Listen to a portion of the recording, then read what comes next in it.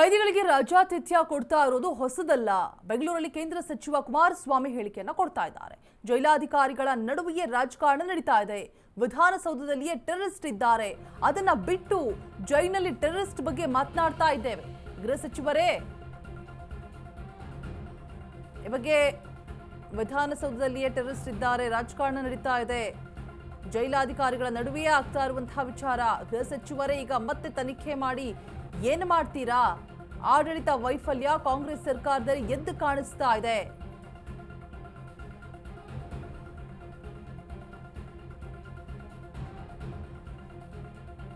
ವಿಧಾನಸೌಧದಲ್ಲೇ ಟೆರರಿಸ್ಟ್ಗಳಿದ್ದಾರೆ, ಜೈಲಲ್ಲಿರೋರ ಬಗ್ಗೆ ಯಾಕೆ ಮಾತಾಡ್ತೀರಿ? ಗೃಹ ಸಚಿವರೇ ಈಗ ತನಿಖೆ ಮಾಡಿ ಏನು ಮಾಡ್ತೀರಾ ಅಂತ ಹೇಳ್ಬಿಟ್ಟು ಟಾಂಗ್ ಕೊಡ್ತಾ ಇದ್ದಾರೆ.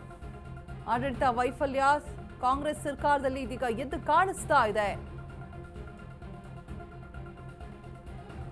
ಟೆರರಿಸ್ಟ್ಗಳ ಹಬ್ಬ ಆಗೋಗ್ತಾ ಇದೆ.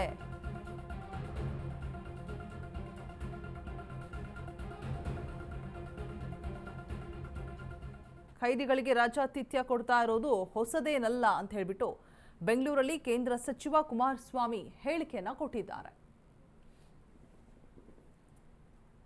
ಅಲ್ಲಿರ್ತಕ್ಕಂಥ ಹಲವಾರು ರೀತಿಯ ಅಪರಾಧ ಮಾಡಿರ್ತಕ್ಕಂಥವರ ರಕ್ಷಣೆಗೆ ಎಲ್ಲ ರೀತಿಯ ಸೌಲಭ್ಯಗಳನ್ನ ಕೊಟ್ಟಿರ್ತಕ್ಕಂಥದ್ರ ಬಗ್ಗೆ ಕಳೆದ 3-4 ದಿವಸದಿಂದ ಚರ್ಚೆಯನ್ನು ಪ್ರಾರಂಭ ಆಗಿದೆ. ಇದು ಏನು ಹೊಸದಾಗಿ ಏನು ನಡೀತಾ ಇರೋದಲ್ಲ. ಈಗಾಗಲೇ ಹಿಂದೆ ಇಬ್ಬರು ಹಿರಿಯ ಅಧಿಕಾರಿಗಳ ಬಗ್ಗೆ ಅವರಿಬ್ಬರಲ್ಲಿ ಒಂದು ಘರ್ಷಣೆ ಆದಂಥದ್ದೇನಿದೆ. ಇಬ್ಬರು ಅಧಿಕಾರಿಗಳ ವಿಷಯದಲ್ಲಿ ಅವ್ರೇನು ಜೈಲಿನಲ್ಲಿ ಜವಾಬ್ದಾರಿ ನಿರ್ವಹಣೆ ಮಾಡಬೇಕಾದ್ರೆ ಅಲ್ಲಿ ಇರ್ತಕ್ಕಂಥ ವೈಫಲ್ಯಗಳ ಬಗ್ಗೆ ಇಬ್ಬರು ಅಧಿಕಾರಿಗಳ ನಡುವೆ ದೊಡ್ಡ ಮಟ್ಟದ ರಾಜಕಾರಣ ಆಯಿತು. ಈಗ ನೀವು ಪರಪ್ ನಗರದಲ್ಲಿ ಇರ್ತಕ್ಕಂಥ ಟೆರರಿಸ್ಟ್ ಬಗ್ಗೆ ಚರ್ಚೆ ಮಾಡ್ತೀರಿ, ವಿಧಾನಸೌಧದಲ್ಲಿ ಇರ್ತಕ್ಕಂಥ ಟೆರರಿಸ್ಟ್ ಬಗ್ಗೆ ಚರ್ಚೆ ಯಾರು ಮಾಡ್ತಾ ಇರೋರು? ವಿಧಾನಸೌಧದಲ್ಲಿ ಟೆರರಿಸ್ಟ್ಗಳನ್ನ ತಗೊಂಡು ಪರಪ್ ನಗರದ ಟೆರರಿಸ್ಟ್ ಬಗ್ಗೆ ಏನು ಚರ್ಚೆ ಮಾಡ್ತೀವಿ?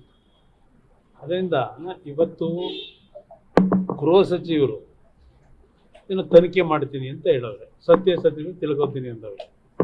ಅವ್ರಿಗೆ ಗೊತ್ತಿಲ್ವ ಪರಮೇಶ್ವರ್ ಅವರಿಗೆ ಅಲ್ಲೇನ್ ನಡೀತಿದೆ ಅಂತ ಹೇಳಿ?